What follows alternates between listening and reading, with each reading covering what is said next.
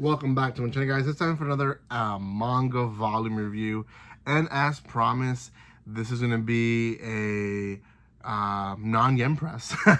I've been doing a lot of yen press. Great company. I still think they're a great company. They're not really sending me physical copies anymore, so I kind of decided to move off a little bit of that and do the ones that I still have, because I still have copies to review, but also add new stuff, and this is one of the new stuff online that I found. It's called Off Village. There's one volume, well actually two volumes out already. So I read the first volume. We'll eventually read the second volume as well. And it's an interesting series. I will say a little confusing at the end of the first volume, and we'll get to those parts. But the big twist, I guess, to the series was eventually given to us halfway through this volume, and there's still more to it. There's still more to what might happen. I do have some, like, I think this might happen, that might happen, ideas with it, but before anything, if you haven't done so by now, make sure you subscribe to my channel. Give some love by commenting, liking, and sharing. If you guys have not done so by now, check out my other reviews. I have a lot of stuff, not just Yen Press, but other stuff as well. I've been reviewing manga for, I think, more than 7 or 8 years, so I have a lot of series reviewed here. So look them up. You'll find something to read for sure.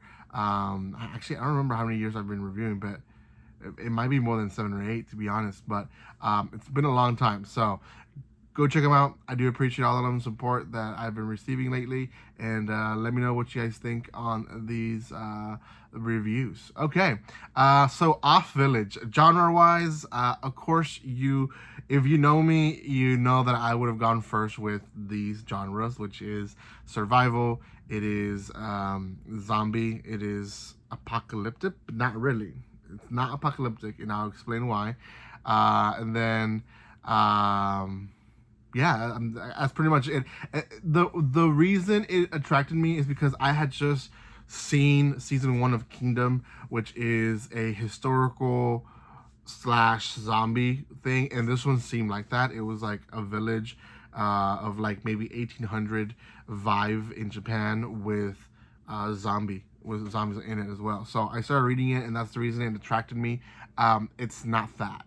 I just want to say the genre is not historical. So just put that in your little mind first, and then we'll get to the point of why I'm saying that. So first of all, the first chapters are about this village. The village, again, very 1800 styles. People are learning how to defend themselves from zombies. They don't really use the word zombie per se, but that's what it is. It's kind of like, it seems like a survival village. Like, it seems like, again, apocalyptic. Like, no one's left to come and save them, and they've been just kind of living amongst themselves. And there is a guy who's in charge of the different soldiers around that are helping to basically, if the case does come to their village, they protect themselves, and their main form of weapon is arrows. That's where they're at right now. They do have knives and other stuff, but they use arrows. So that's kind of like its own story. Their training, we get to learn a little bit about like how they protect themselves and all that. Through their conversations, we learn about how the zombies work in this world. There is a little bit of difference to the other zombies that we're used to, but essentially in this world, if you get infected, you do become, well, if you die or get infected, you do become a zombie. But you become like a super zombie, or a morph of a zombie, or a monster, to be honest, if you eat flesh being a zombie. So we get a side story of essentially a woman. She's keeping her husband. He's a zombie. She has him in a cage, and she heard of a tale that if you just feed him enough human meat, then they might come back to you. And she decides to hurt her mother-in-law and feed her mother-in-law to her husband. Let me explain it in a different way. He fed his mom to him, so that he can come back. She comes back the next morning. He's back to normal, but is drenched in blood. And then he notices that it's his mom. And he's like, "You made me eat my mom?"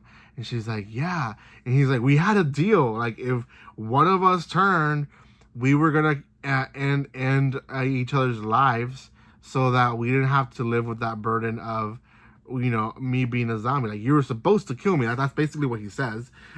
He starts throwing up. Very much a reaction that I think anyone should have, realizing that you just ate your mother. So there's just a lot of like wrong in that. But again, they're having the conversation. The cage is already open. He does come back, but then he turns into this morph zombie through, I guess, the stress and all that, and kills his wife. And then he goes on a rampage. And we have the soldiers protecting the city, and they do protect him. People are lost. One of the guys that are lost is one of the trainers who talked about a super zombie at some point, and he's like, 30 years ago we have to fight one of these creatures that ate flesh, and it was very difficult, but thunder striked at the right moment and it killed the zombie. So thunder striked again, but after he died, and the monster is dead, and everyone is like, what happened, right? But one person who I guess will be the main character, notices something beyond the walls. And that's the end of that part of the series. The series then moves on to us learning that this village is a village that has been left to be on its own by Japan for years. Japan is now in current era. And they just like the story changes to like there's a new president in Japan, or minister, and it's a woman, and they're like, we need to tell you about a secret that Japan has kept for years, centuries in fact. And they tell the story that there is this village where people would turn into zombies and so on and so forth. Like, they were the only ones infected, and they became just like an opposite village. Like, they thought that the people were just gonna die and not survive, and then that was gonna be it. That was gonna be it of that village. But then people came back to it and realized that there was a whole civilization in there.